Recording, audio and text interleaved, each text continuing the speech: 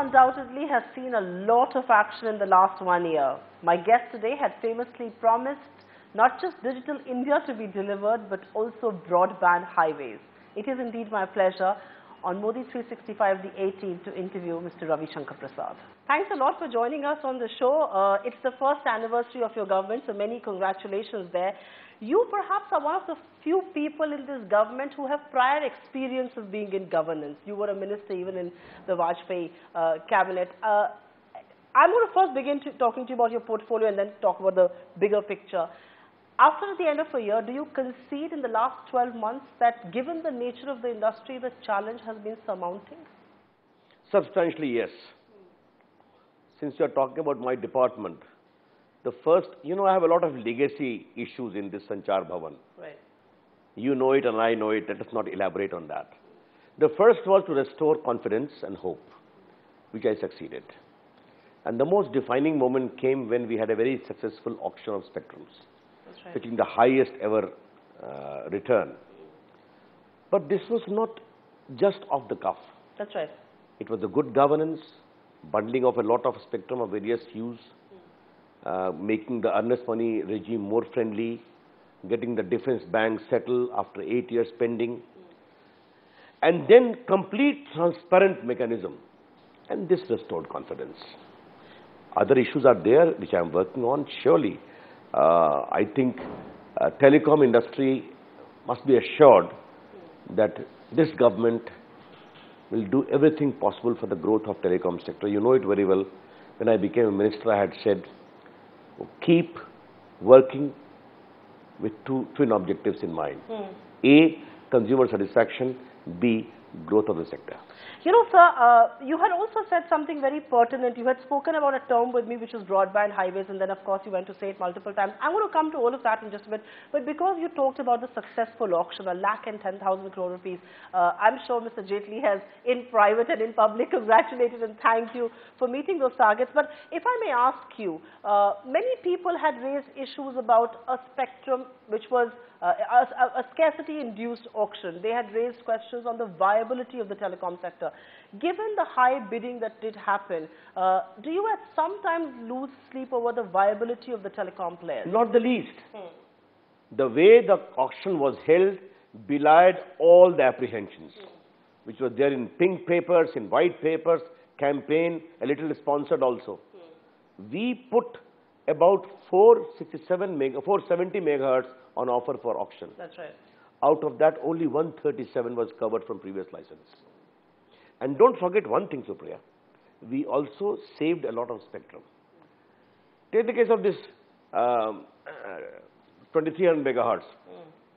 A lot of talk was there that if it is not fully available, 21 megahertz. That's right. Now, the scarcity deficit campaign was there, but many of those we could save, which was not put on auction. Therefore, I'm always saying this particular auction which happened is not the last auction of the NDA government.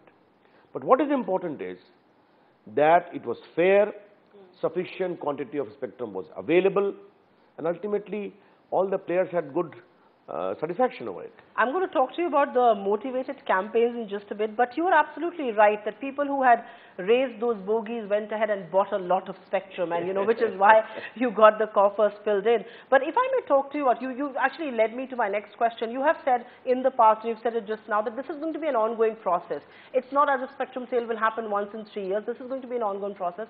If I may ask you, at the end of this 1 year, when do you see the next round of spectrum auction happen, and what about the 3G spectrum auction? That's something that the industry has been clamoring for a while. 2 players have been given the go-ahead for 4G. That's right. I have given that for a fair competition. As and when a spectrum availability is there, harmonization is going on with the defense. Within 1 year, we have to do it as per cabinet approval. That's right. Swapping is going to happen. All those things will happen. It can always happen. Why not? What I am simply telling you, the first lot has just ended. Allotment process is going on. The first payment has been made. Therefore, whenever there will be a need, and spectrum availability will surely go for auction. But specifically talking about 3G, because the industry wants pan-India 3G spectrum, no operator really has it. I know you've given a go-ahead on 4G, but as far as 3G is concerned, is that on the anvil at a more urgent basis than the rest of the auction? Some players have said, if a pressing need would be suggested to us, I am willing to look into it, but surely after a year, I suppose so. Fair point indeed. You know, so when these auctions happen, and one of the constant notions that was spread is that this is going to result in a huge tariff hike of sorts. Some amount of tariff hike has happened, not to the extent that the telecom operators were making it out to be. When do you see the impact of the spectrum auction on tariffs? First of all, let me clarify. This auction is not auction simpliciter. We had problems galore in the past. That's right, yeah. Leading to a lot of court intervention.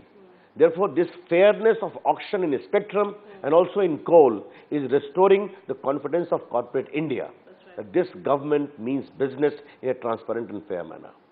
As far as your pricing part is concerned, I always say, Supriya, that we have got nearly 98 crore mobile phones in India out of 100 crores, 970 million to be exact. Very soon we'll be touching 1 billion.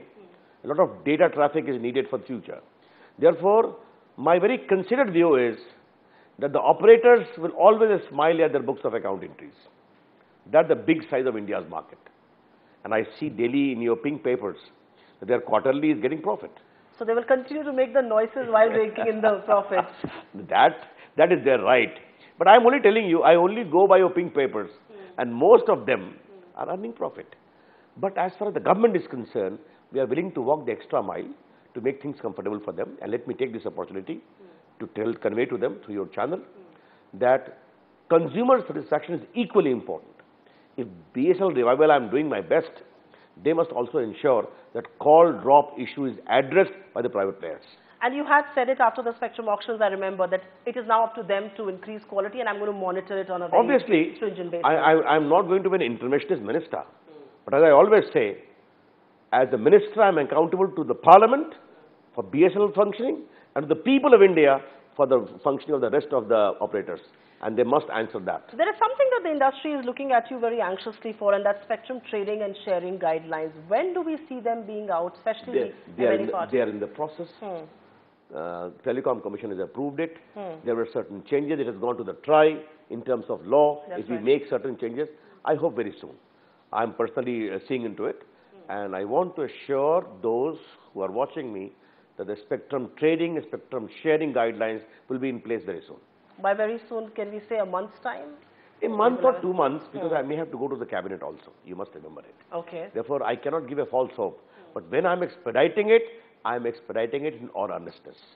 Sir, M&A is something that a lot of people have written and spoken about in Indian telecom. There are far too many players. Business models are not viable for some. Do you see an earnest case for consolidation in this sector as we speak? I will not intervene. Let the consumers and the market take care of that.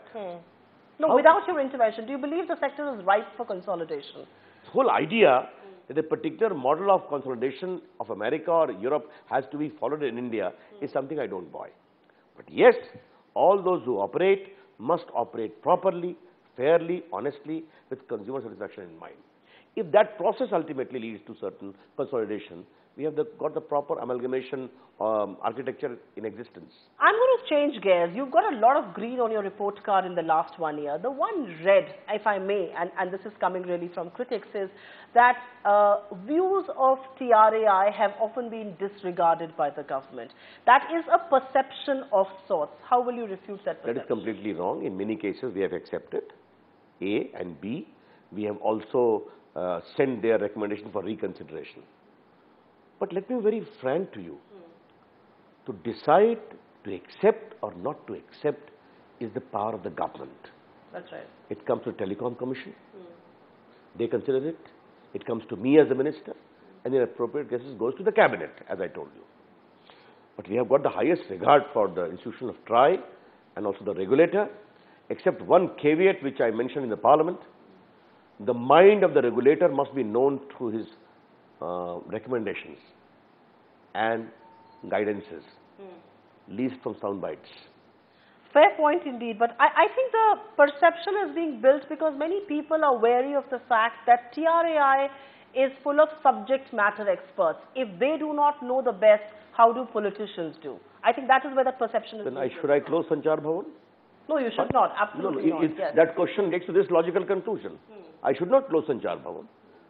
Regulators cannot run the country.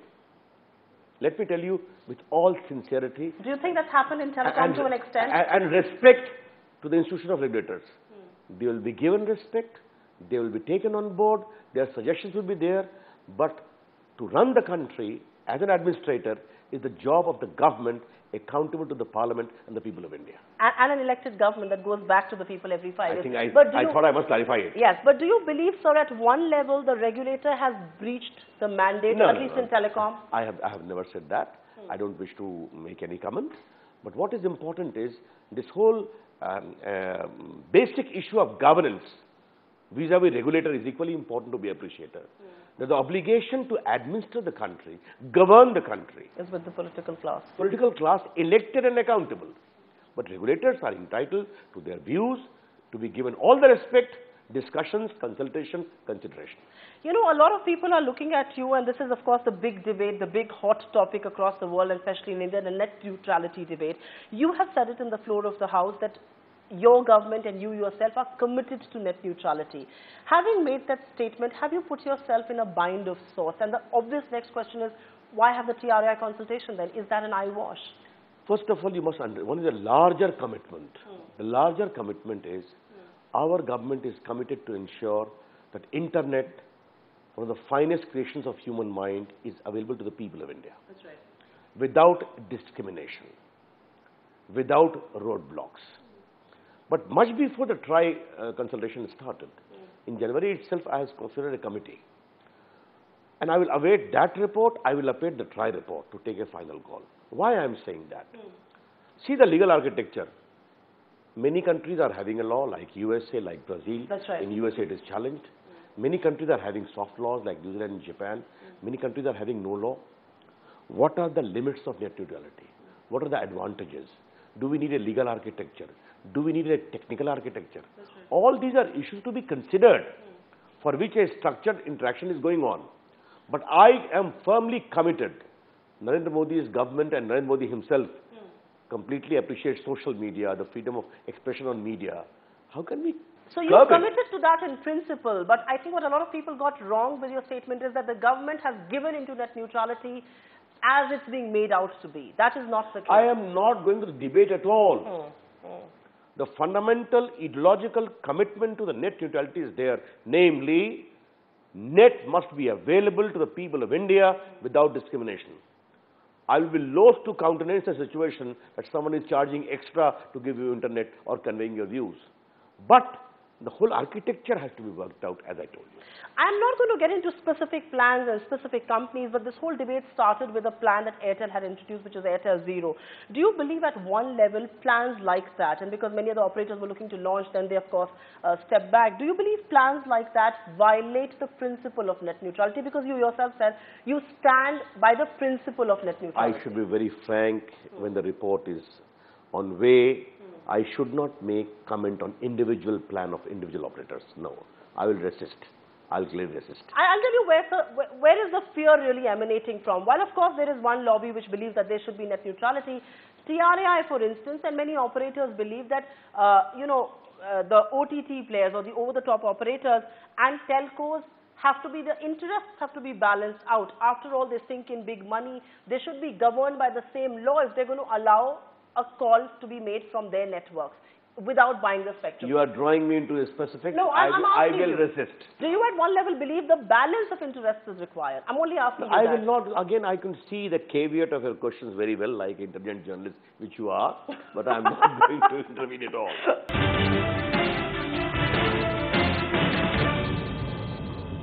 Critics of the government, however, say, and I think this is one of your most ambitious plans, and I think he's really chosen one of his most trusted lieutenants to carry this out, the whole Digital India campaign. It is a very smart slogan. It found a lot of resonance on the ground. Why is it so that after a year, if I were to ask you as the telecom minister, after a year, do you believe you walked a certain path on that, or do you believe there are too many limitations to delivering Digital India? No. I would say we are working very fast in all commitment. You know what is digital India? You must understand that.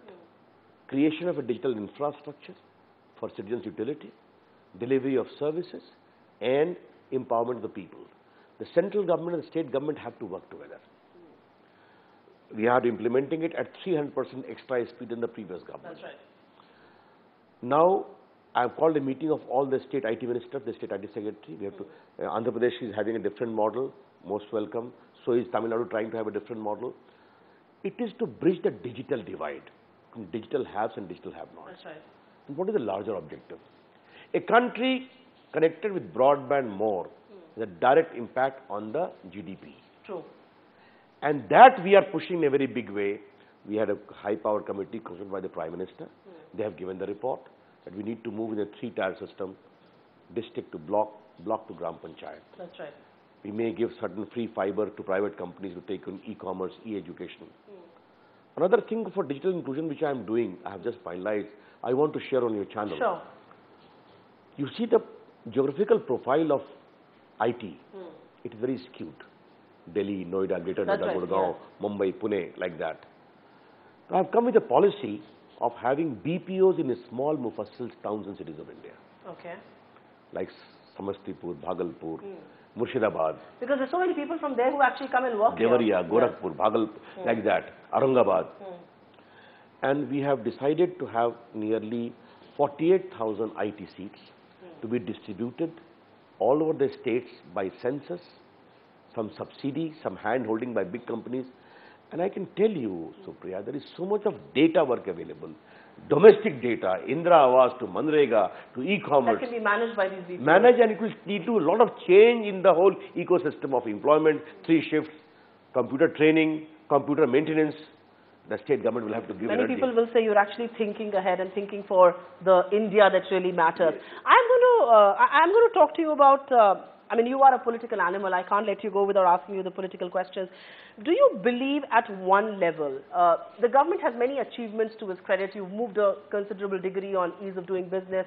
You've tried to get the laws passed. We'll come to the political logjam in Parliament. But do you believe at one level the failure of the government is the perception that it is indeed a government which favors big business? I think that is completely wrong. What is Jan Dhan Yojana? 14 crore bank accounts in 4 months, banking done banked. What is this Jeevan Suraksha Yojana? Insurance for 12 rupees a year, 1 rupees a month. And already 7.5 crore people have come on board. Yes. How many came on board in their previous regime? People trust us. What is this whole Mudra Yojana? The virtual banking the unbanked, funding the unfunded, like a chai wala, like a pan wala, who employ more than 4 crore people. Now, you know the 3 yojanas, the Kishore till 50,000 rupees. That's right, yes. Then, like that we have done to 5 lakh to 10 lakh. And we have given 20,000 crore with 3,000 crore available for immediate funding. So all these are pure pro-poor initiative we have taken. In case of farmers, you have seen that their compensation have been doubled. The eligibility for natural calamities have been... Have you at one level allowed the opposition to hijack the pro-farmer agenda? Not the least. A gentleman who was on sabbatical doing introspection suddenly came back after 49 days. You know, let us not overstate their case. They have lost repeatedly, they will lose again. We have a job to do. And what we are doing? As he said, it is a suit boot ki sarkar, Mr. Gandhi. That's right. I said it is not a suitcase ki sarkar. And Arun Jaitley, our leader, said it is a suit boot ki sarkar. Those semantics apart, what he has done for Amethi, is raising a lot of issues. This food park is a fiasco. That's right. What we are doing, Supriya, is settling the mess left by Mr. Rahul Gandhi and Sonia Gandhi and Manmohan Singh. Has Rahul Gandhi distracted the government a little? No, not the least. The point is... Is he taking mind space with policymakers? No. He is getting a media space because of family connection. And if we keep quiet, then he will say you did not even reply to it. On net neutrality, he made a point. I said, in whose government minister's son we are blocking the Twitter handle of eminent journalist? He had no answer. On the land acquisition bill specifically, everybody believes the bill should go through because industrialization is required, agriculture does not have the potential to support high growth. How much distance are you willing to walk with the opposition to get this bill through? Are you open to changes? First of all, you must understand. This is more important for the farmers, for canals, for irrigation, for Pradhan Mantri Gramin Sadak Yojana. And by the way, do you want that farmer's son should remain only a farmer in penury, or they should be industrialized? Industrial corridor 1 kilometers only. Infrastructure issues have been addressed. And the Prime Minister in the Mann Ki Baat clearly said that no land shall be acquired in the new amendment for the corporate sector. The old will be followed. That's right. And 4-time compensation we have said. We have also said one employment to the family whose land has been taken. The Prime Minister has said very clearly, if certain concrete suggestions come, we are willing to take it on board. But they can't be just for political slugfest. A and B. Why did the Congress chief ministers were opposing it? I'm asking a question. The bill passed by Jairam Ramesh. But the counter argument to that is that the BJP supported that bill when it was passed. I can tell you in the Parliament we had flagged the concern of irrigation. I can tell you many Congress ministers had asked me to please do something. Arun Jaitley had done it, and I regret to say the way it ought to have been addressed in the bill passed was not there. We took his word. Ultimately, it didn't come. But ultimately, the proof of the pudding is in eating. Has any land been acquired? I'm asking a simple question. That's the point. You will need land for infrastructure, for national highway, for roads, for railway lines. One just does hope that there will be no And by the way, long chance. all these are exempted category. That's right. We have brought them inside for 4-time compensation. You see, Lok Jam apart. I'm very happy with the recently concluded Parliament session. Why do you say that? GST bill has been passed. Congress exposed. It is one of the most productive sessions. General insurance bill passed. Your coal mine passed. Mineral changes passed. I'm not going to minor issues. This whole income tax law for black money, tough laws, have been passed. Therefore, we have done a lot of work. What is important is, if Congress party is not able to introspect that what bill they brought about, is standing committee, now having come on board, they are opposing it. That is the lament, isn't it? That it's the same guys who had proposed are now opposing. Two quick last questions, sir. I remember asking you this when you had just taken office, and you had said that Vajpayee was a visionary leader and Modi is a great leader in his own right. A year into working with Mr. Modi, how different are the two styles of working? Well, Vajpayee was Vajpayee. There can be no comparison. But I must tell you today, 1 year down the line, the more I have worked with Modi ji, his vision, his style of functioning, he thinks ahead of our times. And the way he guides you, the way he tells you on this whole IT sector is favorite area. Right. The way we are changing the country. In electronic manufacturing, you know, I can tell you, this Make in India emerged from electronic manufacturing. I had discussed with you. You had told me that. Immense potential. Today we have received proposal worth 20,000 crores. 9,000 crores I have approved. We had 2 electronic clusters. You'll be happy to know, Supriya, in 1 year I have approved 21. All the CMs are on board. Mr. Modi thinks ahead and guides you. And secondly, I must tell you, his 14-year experience as a chief minister comes in handy in governance. Yes. Every aspect. You know, sir, there is a criticism of sorts against Mr. Modi that the power is very centralized in PMO. Key files have to go through the PMO. I want to ask you, because you're a frank talking cabinet minister who's had prior governance experience, how free are cabinet ministers in this regime than it was in NDA 1?